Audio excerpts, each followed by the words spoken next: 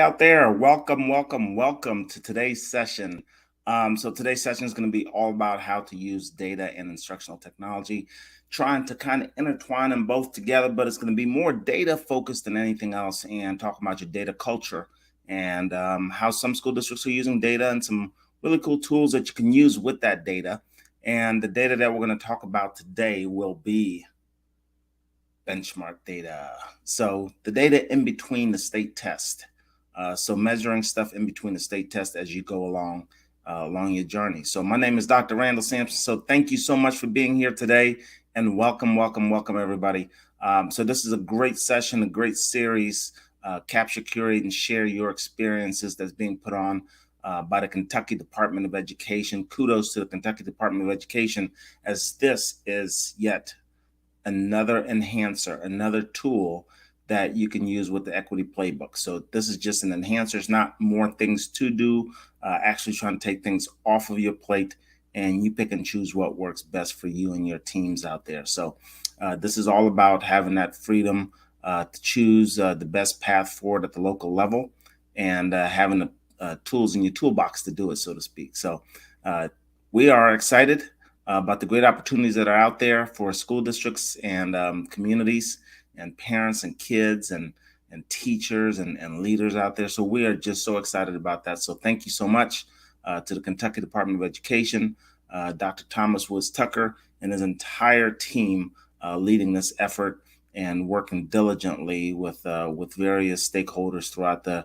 great Commonwealth of Kentucky. So let's get started today. So I have a presentation that we're kind of going to go through. I'm going to try to intertwine some instructional technology pieces in there with the data, so that way it's not too dry, because anytime we say data, people say, I'm going to pull my hair out.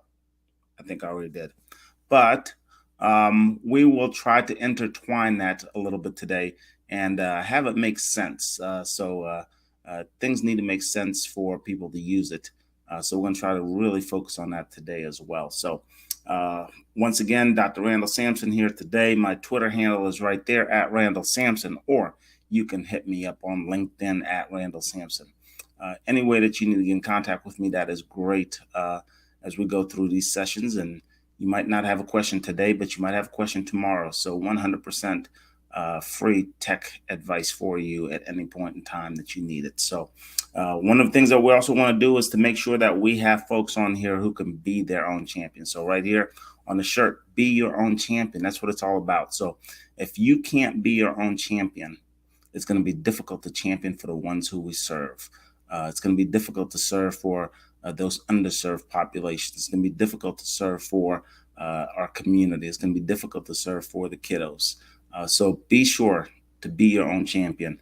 As I was sitting on an airplane traveling, and the captain would say, in the event of an emergency and your mask falls down, put your mask on, the oxygen mask on yourself first before you try to help somebody out next to you. So be your own champion. You can do it. And then you can advocate for others as well. So we'll get started here today. And let me open up this presentation, make it a little bit bigger there. And there we go. So that is the title for today, the use of data and instructional tech. And I'll try to intertwine that a little bit today. But really, it's going to focus on data. How do we use data? What kind of data are we using as we have conversations about this academic data? And it's all about the student learning experience. So we will go through this process. And once again, here's my information. For some of you who don't know, I try not to put it out there every presentation, but just try to sprinkle it in there. When I worked in school districts, and this is in Detroit, all the way through Columbus, Ohio, all the way to North Carolina, Florida, Texas, very many school districts, results matter. Results matter. So graduation rate increased from 42% to 89.6%. Not just 89%, but 89.6%. ACT composite score increased 1.3 points annually for 5 years. Top 10 growth in the state of Ohio. North Carolina, top 2% growth on state assessments. Top performing SES cohort in the state of Michigan. Top African American. Tennessee graduation rate in the entire state of Tennessee. So student dropout rate decreasing from 52% to 15%. And then 94% of graduates, high school graduates attending college, and for the community out there as well, for parents, for kids going to these colleges, over $55 million in college scholarships for one school district. That's phenomenal. So these are the results that really matter. So you're affecting an education, you're affecting people's pocketbooks, you're affecting their livelihoods in a positive way. There's too much negative out there, as we all know, but trying to have these positive moments is what we are in this for. That's what education is all about. That's why we are the educators and the teachers. So let's talk a little bit about the data. How do we get these types of numbers? What really happens with these types of numbers?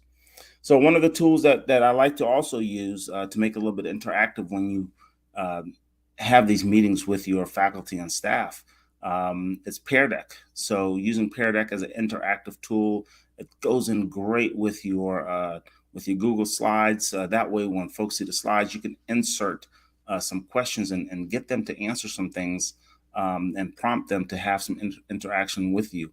And not only do you use this for the data questions, but you use this in the classroom as part of the instructional pieces as well. So you have to make sure that the tools permeate throughout the system, and you use the same tools in various ways, whether it's adult learning, student learning, parent learning, community learning. You use these tools consistently across the board, so that way folks can have experiences with them. And that's part of the equity component. We don't just want AP students to use these tools. We don't just want students in intervention classes to use these tools, or just for special ed. We want to create tools that all students can use, and identify those tools, and really work with them. So using Pear Deck, this is a great way to engage the audience. So what are two things you already know about NWA? So if you're introducing NWA as an assessment tool into your district, or into your school, or into your community, for the teachers, parents, or kids, you can use this, and then folks can they'll have this on their computer as a interactive tool, and then they can write their own personal notes about what they know, and then it will appear on the screen. So we're not going to do that today because of our audience being remote. So I'm just going to kind of walk you through some of these tools that's awesome to use. And so in our data culture, one of the things that we also have to honor is, in schools, you typically have other things that you have to focus on.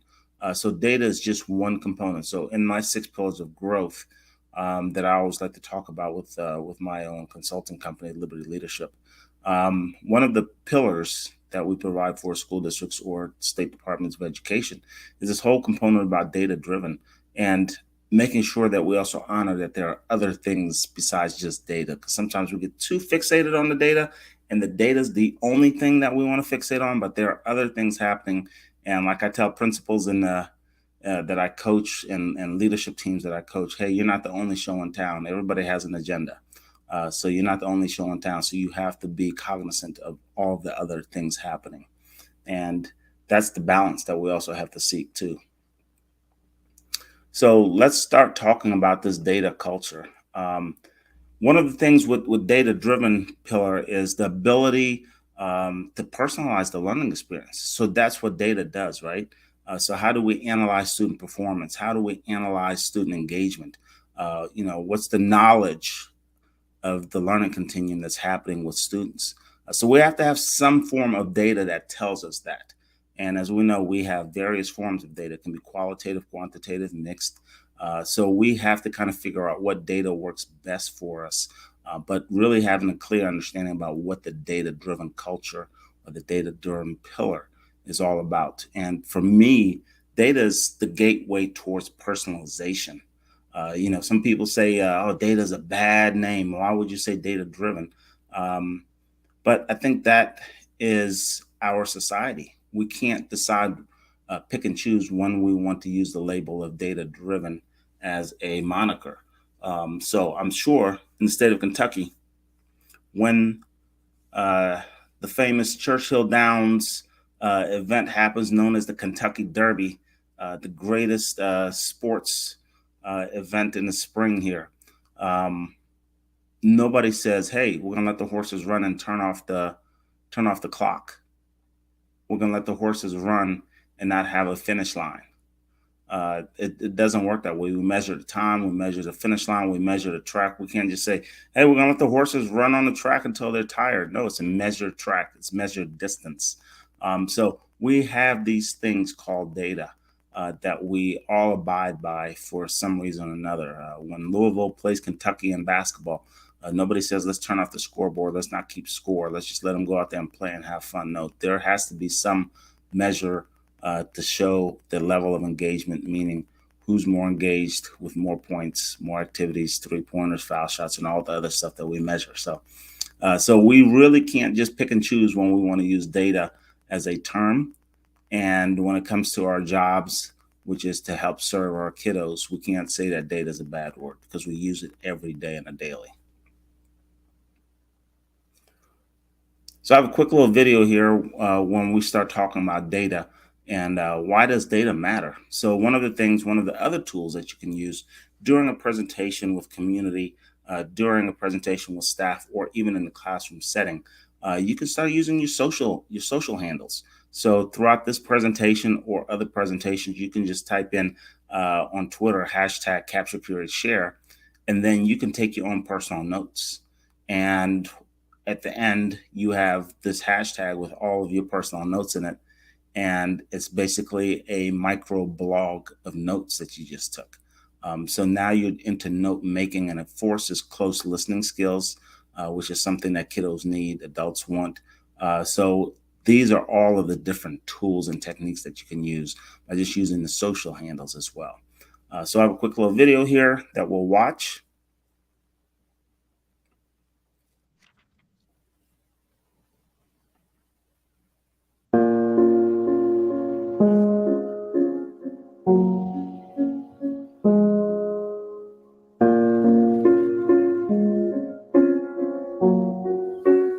Educational inequality is probably more than anything else the fundamental root of broader inequality.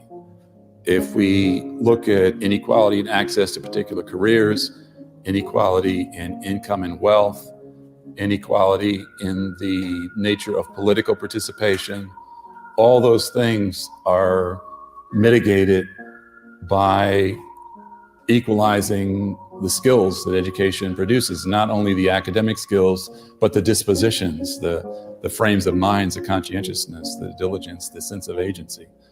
And so I think there is nothing more important we could do to produce the type of society we want than to raise outcomes in the field of education, so that knowing somebody's race or ethnicity tells you nothing at all about what their test scores or grades or occupation might be. Boston is a place where I think we are a national leader on many educational fronts, but the story is really that we're not doing everything that we want to be doing. We aren't delivering on all of the outcomes that we want to deliver, and it's really an educational equity issue. So we do see the disparities by gender and by race in educational outcomes in Boston. And if we're really going to get to for all results, which is where Boston wants to get, we've got to dig in on educational equity issues. There's not just one challenge to face when we talk about achievement gaps. Even if we just talk about racial achievement gaps, we have students of color in high-income suburban districts that are lagging their white classmates. We have inner-city school districts that are high poverty, have a difficult time attracting teachers.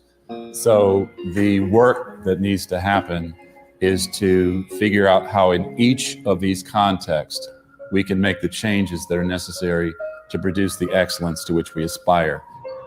There are needs that kids in inner cities have that people in upper income suburbs never even imagine.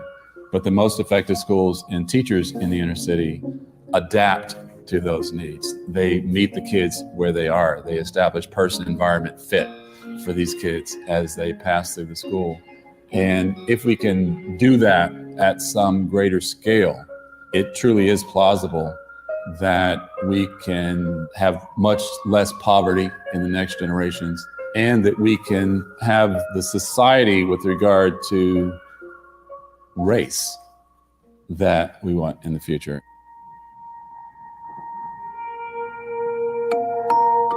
achievement gaps by race, gender, and socioeconomic status are stark in the national data by the age of 2. So we can't wait till school starts. There's an initiative we've just launched in Boston called the Boston Basics, where we've got 5 basic ideas about early childhood parenting, 5 propositions that we want everybody in the city to know. We're saturating the city with what young parents of young children need to know in order that their kids don't fall behind by the age of 2. It's not just about giving information, it's about building that niche of social support around them so that they know that the grandparents and the relatives and the minister and the barber all know this is important and that they are being supported to do these things. You can do it with materials that are already in the house, and there's nothing in here that is particular to any particular racial, ethnic, or socioeconomic group. This is human stuff. This is stuff that everybody in the community can benefit from. Second thing that excites me these days is the youth culture piece of it. Schools have 2 curricula. They have the curricula the teachers teach and the ones the kids teach. Part of what we're picking up is a lot of the misbehavior is instances where kids are doing things they don't even want to do. They're just trying to fit in. And so the idea of intervening into the youth culture and helping kids to develop the culture they really want in their school. They've already got the right values. They don't have the social opportunities to live out those values. You just have to help students want to help each other. So it takes student leadership to give people permission even to say what they would think is cool. So are you a student leader? I tried. You try to be? Well, how plausible is it that you could organize a project at the school where you would get students to talk honestly about the way they really want it to be? If you could, we can tell your story. You can help other people at other places. There's no choice but to try to make the things happen that we know need to happen, because it's too scary what would happen if they don't happen. These days are so reminiscent of the 60s and early 70s. All those issues are coming back. There was a period where you thought we'd gotten over that, but there are enough instances where people have produced lots of progress in inner city schools to think that if we really want to do it, if we really have the political will to make it happen, we can. Because it's our generational responsibility to work on it, no matter whether we're optimistic or pessimistic.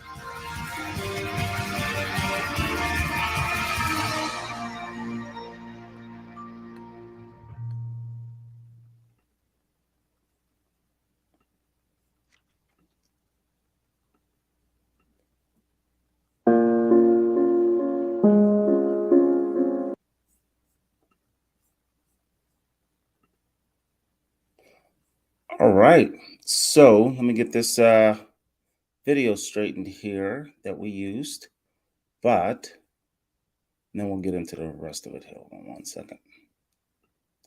Let's see. This always happens, but that's okay. There we go. Perfect. So now we have the groundwork about why does data matter. So what's the big deal about having this data? Why should we have data? Why should this data be at the forefront about everything that we do? And why is it so important? So asking the question, why does data matter in your school? I think is this the first step forward, is the essential step forward. So one of the things that we do, once again, is we use Pear Deck. And during the Pear Deck exercise, in our school, teachers, students, and families have clear understanding about our data-driven culture. So that's the prompt of the question. And then we'll use Pear Deck to have people either agree or disagree. You have to be in the green. It can't be in between. It can't be kind of on the outside. So you tell folks, and then there's like a little dot. So each person has their own dot on their phone or on their device, and then just drag it to either one. And what ends up happening as the school, the person who's running the Pear Deck, you will have data on the back end. So now you'll see that 60% of people agree or 60% of people disagree. And so it provides a great snapshot as to where the audience is and what their perception is about that topic or that prompt. So I think that's a great way to use Pear Deck for that. And then you can also have open-ended questions. What are some of the barriers to developing your school's data-driven culture? And with that open-ended question, folks can type in there. So now it's not a forced answer. It's not a binary answer. So now you can really open it up a little bit. So you allow folks to really share their voice by typing in their answer about what they believe the barriers are in developing their school's data-driven culture. And with that, I also use this nice little template, which is pretty cool. Got it from Blackwell. And this is through Dweck and Child Development. So this is really a cool slide that I love to use with schools. So when we talk about growth mindset and motivation and achievement, right? And we all hear people talking about growth mindset over the last decade or so in education with Dweck's work. So when we talk about growth mindset, you start off here with the first one. I can get smarter, right? So in growth mindset, you're always believing that you can get smarter. And then in growth mindset, you also have learning goals. So my learning goals. And then you also have effort. So what level of effort am I providing in the learning, and what are my learning goals that's going to help push me forward with that? And then once you get to the point of having your goals and pushing yourself forward or having effort, you'd also say, I spend more time and work harder. So now I have to really work hard. I'll put in some effort, but I really have to work hard.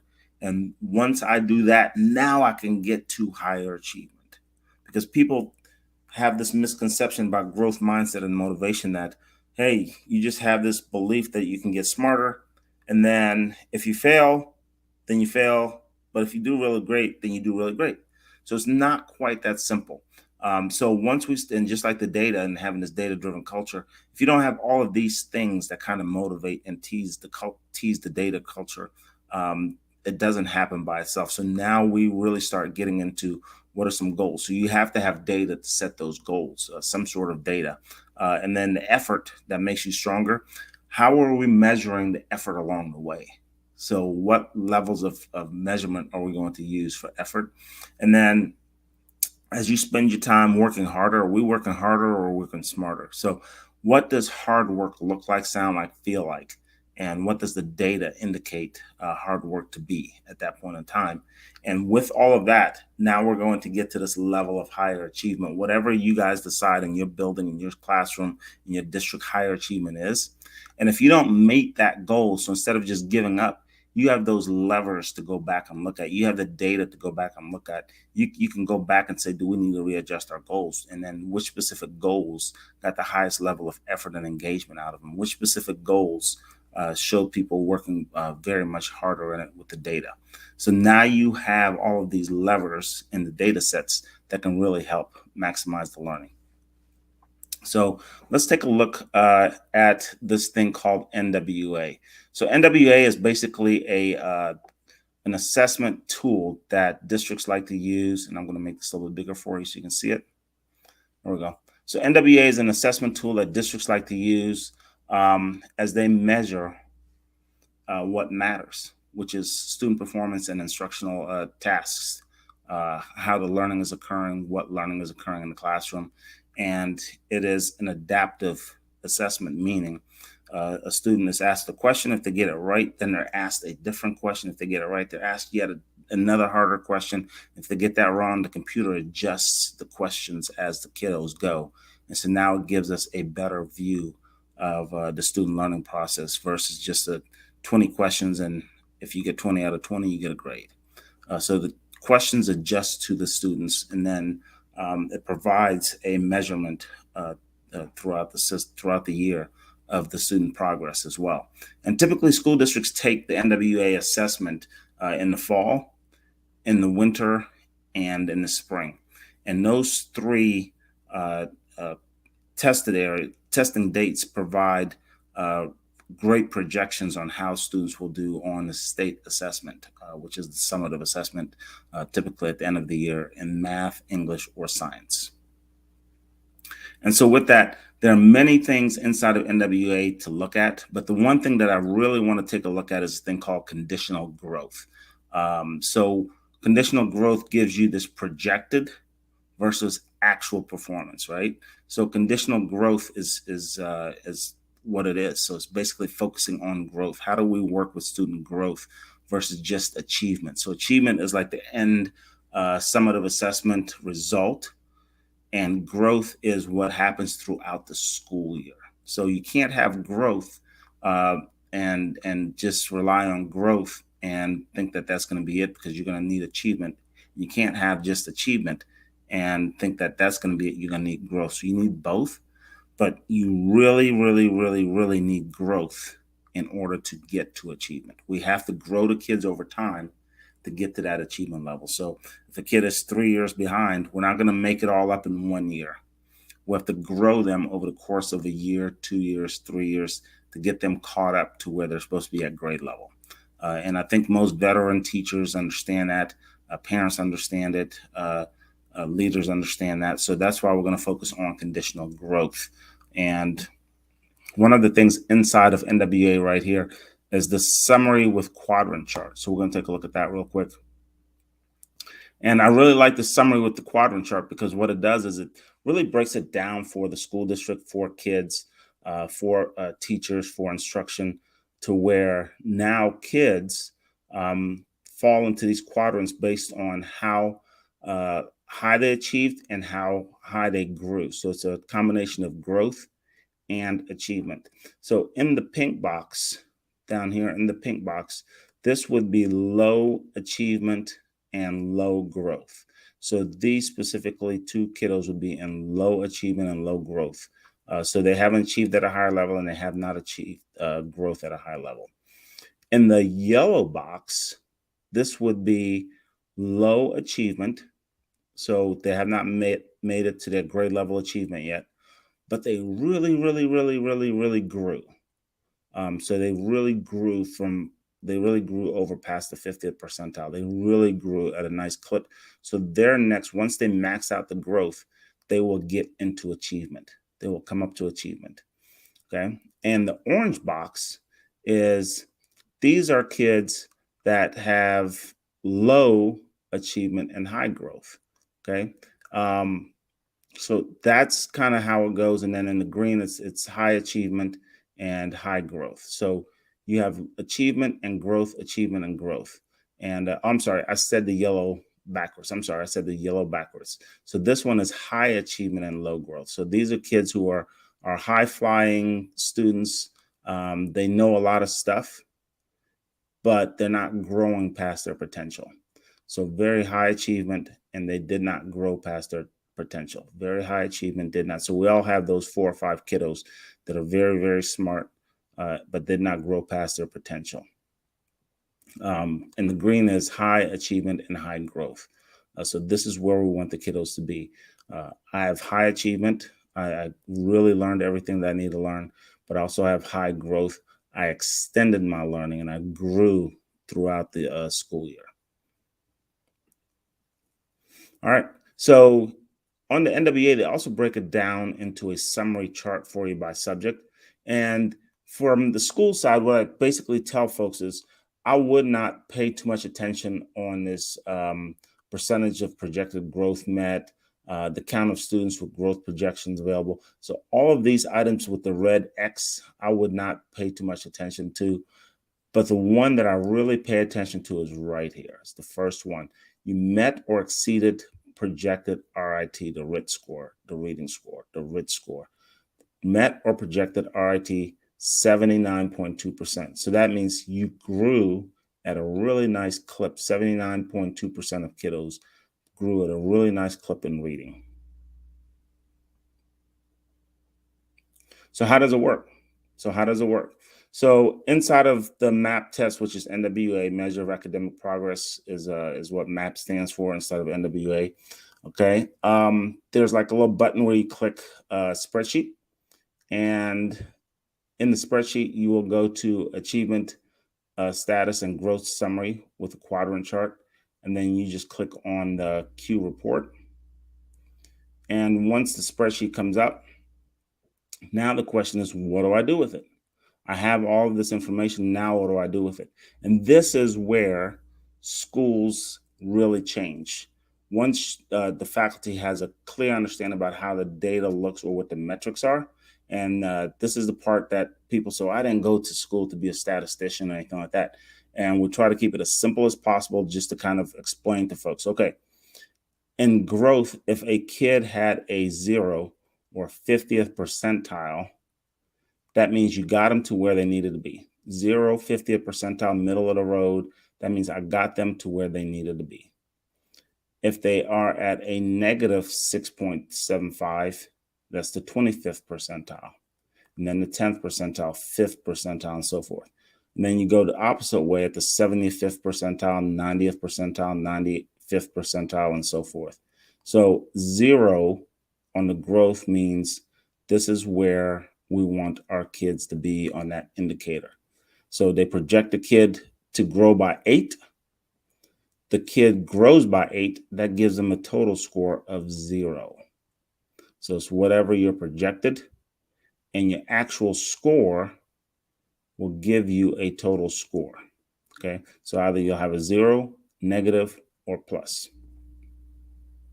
So one of the things that we also tell the teachers is when we talk about median, which is the middle. So for instance, in conditional growth here, this median would be 79%, but the mean, which is the average, is 70%. So we're really going to focus on the mean because you might have some top-heavy performances with kiddos, and that pulls your median middle score up a lot. So we really focus on the mean, which is the average for this data set. And this is the fun part. This is the absolute fun part. Well, I'm going to say the fun part. In my opinion, I think this is the fun part. Let me rephrase it. In my opinion, some people are like, what in the world is going on? So one of the things that I like to do with this data is this. So I take the data set itself and from the school level and plug it in to these charts. So this makes it a little bit more appealing to the eye for teachers. So this goes into our teacher meetings and small group meetings. We don't do this in large groups.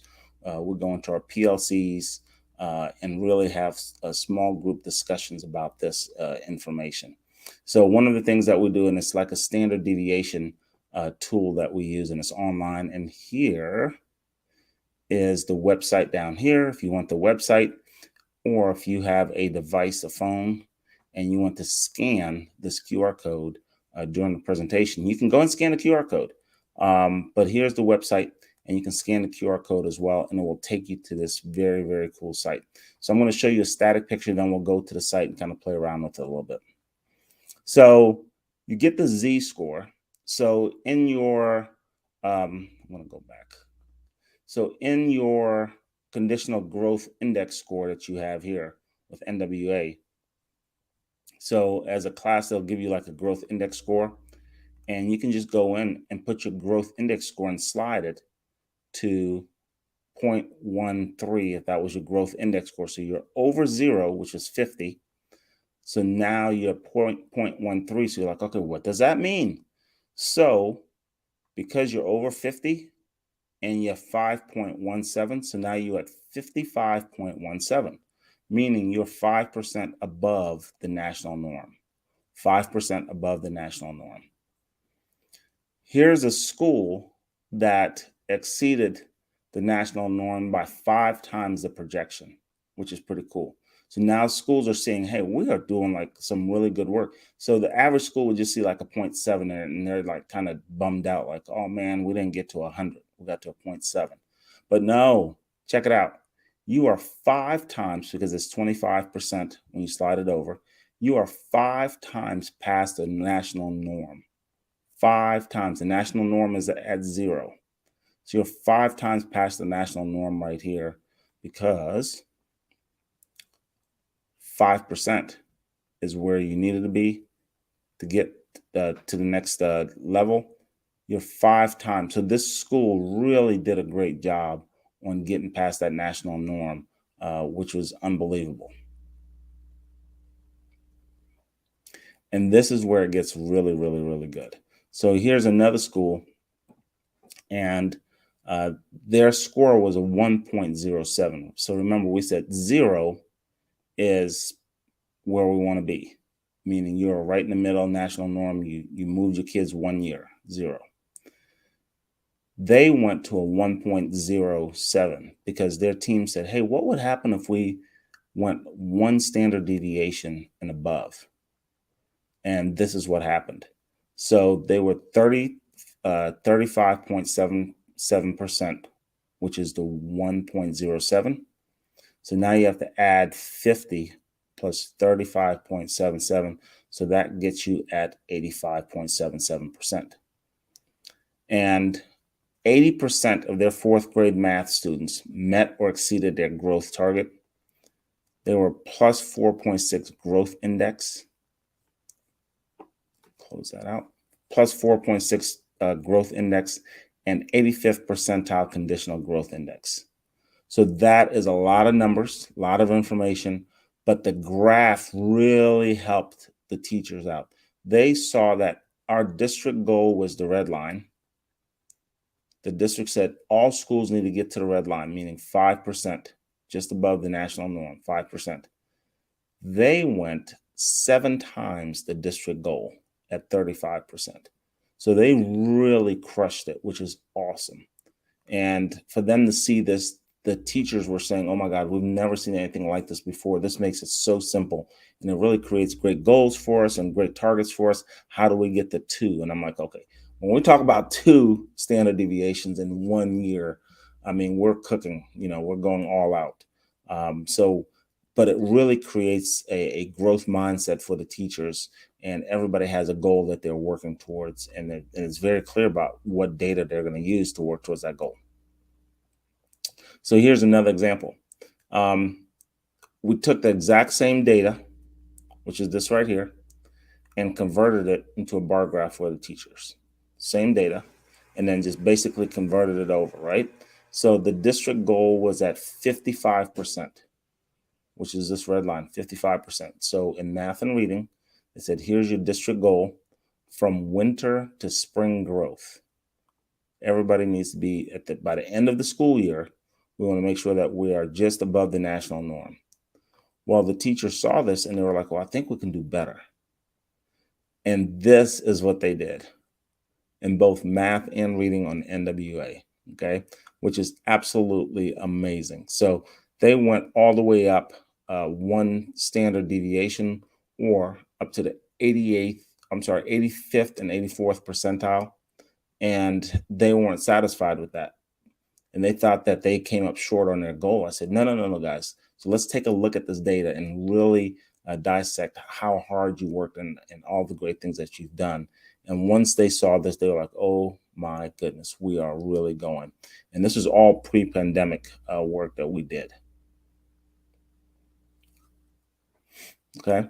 And then one of the things that we did with the staff is, after we gave them the data, various forms of multiple ways of looking at the data, we also then created this quick little survey that said, how well do you understand what we just covered?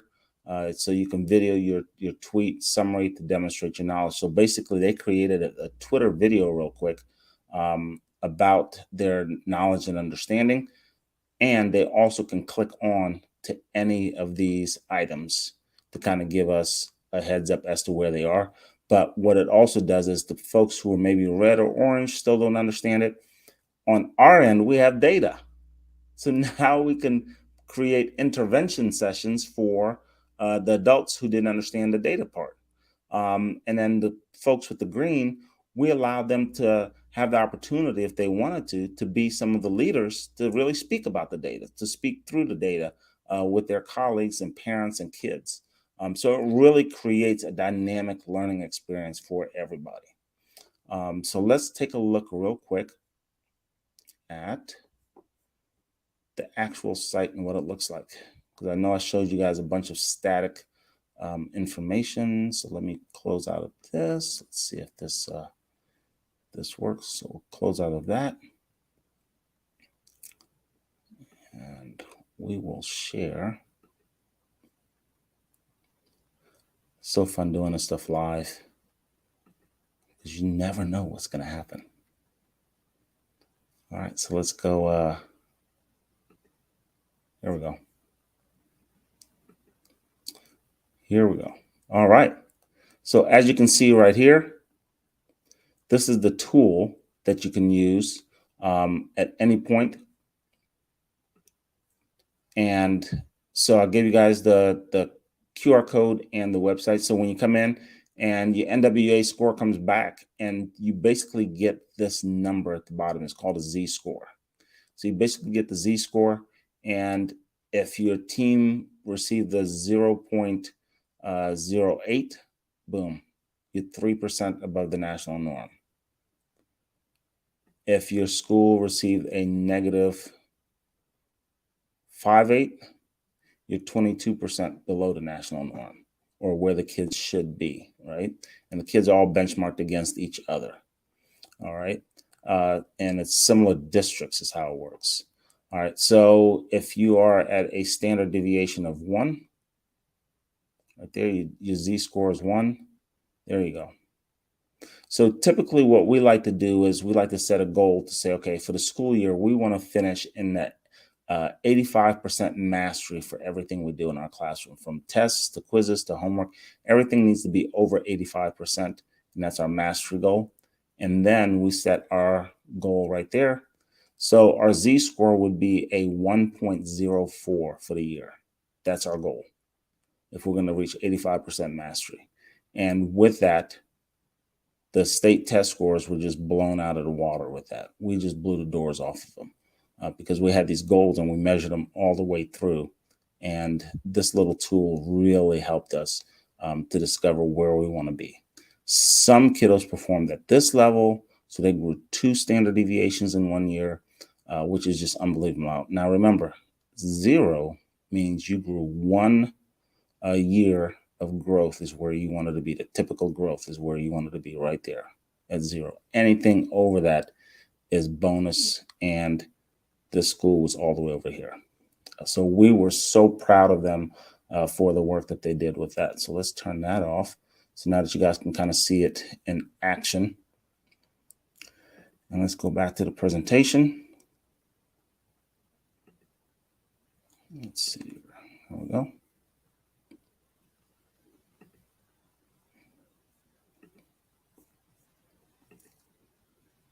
All right. So now we use the Pear Deck to kind of gauge our staff throughout the year to kind of see where we are with the data component. All right, so we talked about the conditional growth, and here is the conditional growth again. And we just wanted to make sure with our staff that we focus clearly on student growth. That's it. So we clicked on the student growth summary reports, and that is what gave us the conditional growth indicators. And with the conditional growth summary report, you can dissect it by gender, by ethnicity, or by program, special ed, non-special ed, any of those things. And then the school year from fall to spring, or whatever categories of the school year you want. And this is what it looks like. This is what the report actually looks like for us. So we would get this report back, and it would tell us our percentile right here where we finished in the percentile. And it would also give us the conditional growth percentile here along the side for us to have clear indication for our students where our students are, and our school's conditional growth percentile, how the school performed versus other schools and so forth. But the key to this entire thing is right here. So the little orange diamonds is what is predicted growth, and the blue is the observed. So you want to make sure that these observed bars go above the diamonds, right? So as we look here at this 10th grade, they went above the diamond, which is really, really nice. 9th grade went above the diamond. 8th grade just went above. 7th grade and so forth. So we're able to look at this, and just gleaning at the data, 5th grade performed way below the diamond. So that let us know that we had a math problem in 5th grade. Now we can dissect what's happening in 5th grade before the state test even comes along. So this is great information for us to have. And then we look at our 2nd and 3rd grade, And once again, second and third grade perform below the diamond. And we have third grade testing that's coming up for the first year for these kiddos. So we're really able to go in and fix quite a few things in here just to kind of nudge us past the finish line. And what was really great with second grade is they are going to test the following year. These kiddos are going to test the following year. So it gives next year's third grade teachers plenty of information about what's happening with these kiddos that are coming to their class and where to start the school year. You don't start on chapter 1 the school year, but you start where the kids are. So we meet the kids where they are based on the data that's provided to us. So that's how we've kind of used the NWA charts throughout the school year to measure the progress and also to be more proactive with our intervention programs as we start looking at things from an equitable standpoint. Who needs what and when do they need it? So we don't just say you have special ed tag and you're the only person that receives intervention. Everybody has an opportunity to receive intervention. We just need to know what it is, and then when do we provide the intervention, and what type of intervention do we provide, and how much of a prescription do we provide. And so it's very customized and personalized, which is what the data is telling us to do. Okay. So with that said, we also have some performance goals that we have to reach. So the data helps us reach these performance goals, and students have the ability to go in and start setting their own goals. So they meet with their teachers during these intervention times, during class times, and they meet with their teachers to really start to build their own student goal with their own student worksheet, right? And so, for instance, here's an example. So it'll have all the student data on it, and then it will tell the student specifically where their weaknesses and strengths are and what specific items they have to focus on to get better. And then the teacher works with the kid, and they also set a RIT goal together. So for instance, this student scored a 163. The computer says based off of that, the prediction is that the kid needs to get to a 176. So in order to get to a 176, what needs to happen moving forward? So this is really great. And I love this quote by Nick Saban, the process. The process is about creating clear goals and executing those goals. That's the process. So we're helping kids create clear goals and finding a pathway to help execute those goals. That's equity. That's all it is. And so what ends up happening is the kiddos will see their student profile and their goals for every year is measured along this track. So they have a longitudinal view of their own growth over time. All right. And then once again, so the kiddos look at their own growth over time projection, and it provides really clear projections about where they need to be, where their growth is, what the norms are. And then right here, it also tells them the grade level, readability grade level that they are currently testing at. And regardless if you're reading at a high grade level, low grade level, there are always ways to improve. And there are suggested areas of focus for each kiddo. And the teacher or the kid just clicks on that, and it gives them the suggested areas of focus for the school year or for that quarter semester, whenever they took the test for the kid to get better, which is pretty awesome. I love that. I love that. And once again, with goal setting, to dig deeper into it, now the kids will see their longitudinal growth over time and what the projected growth should be. So the longitudinal growth over time and the projected. So this kid had a really strong growth pattern and then kind of settles on for the projection because this kid is maxing out his or her performance, and then it settles at the very top. So we don't want this kid to get frustrated thinking that this thing's going to continue to skyrocket up. And then the kiddo understood that, oh my gosh, I'm like at the top of the scale, so I have to maintain it. So they took a different perspective on it. I'm at the 98th percentile, so I have to maintain that and not fall back down and dip down, which is a good understanding for that kiddo to have. So once again, we do a quick check for understanding. So that is the way to do it. So you have to do a quick check for understanding which is part of the learning process. And you use this in your classroom as well. You use it with parents, use it with kids. You chunk the learning, then you have a quick check for understanding, but you have to have data with it. You can't just have sticky notes and people writing something on a piece of paper and turn it into, because nobody measures that or quantifies it quickly enough to do real-time reteaching, real-time intervention, real-time conversation. All right. So now that you have the data, so what now what is the thing? Now you have the data, and we have to maximize this learning interaction. We have to maximize it. So I have this process, okay, it's about executing. We have this process that we use. So we run teachers through the 3-step process, and we've all seen the I do, we do, you do 3-step process, right? And with that, we also align it with some other things. So the I do, we do, you do. So in the I do component, which is step 1, this is where you prepare and present. So this is all about aligned understanding. This is all about aligned understanding. So now we're using the deeper learning components to tie into the actual process of what it looks like in a classroom once you have the data.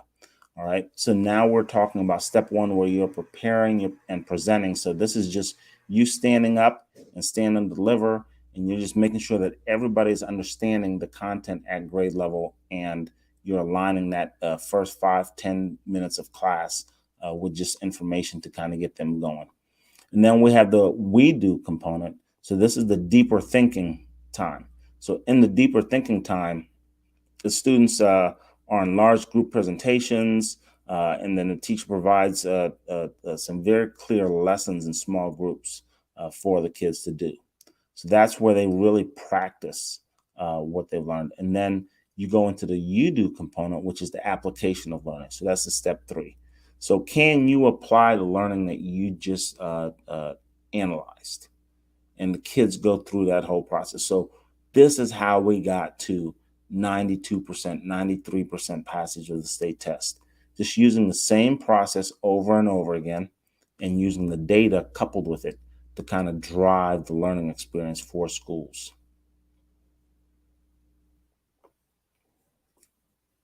Here's a quick video.